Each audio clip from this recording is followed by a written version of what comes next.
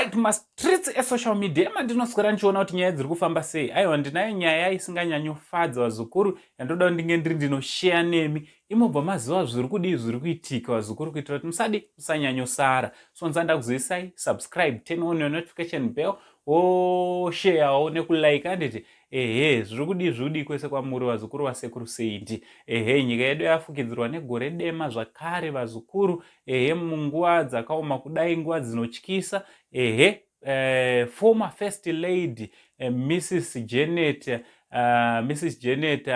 Banana, vakanga vari mudzimai the first president of Zimbabwe anaiwo Kenani Banana, vashaika vazukuru anditi vashaika.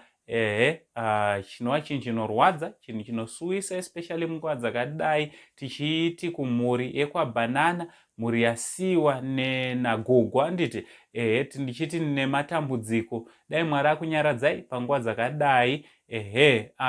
Zvakare mudzimai wevaiva senator, kana singakanisi vanga vari senator vekumuzvezve constituency uko, vakashaika zvakare.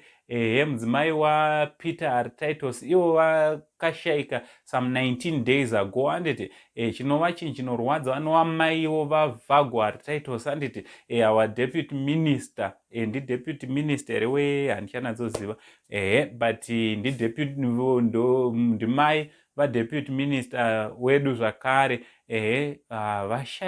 Vakashaika vazukuru. Chinova chinhu chinorwadza munguva dzakadai, especially kusiwa nevabereki vese munguva pfupi, just 18 days. Vaviga baba, vashaikirwa nababa, obva vashaikirwa futi naamai. Chinova chinhu chinorwadza handiti.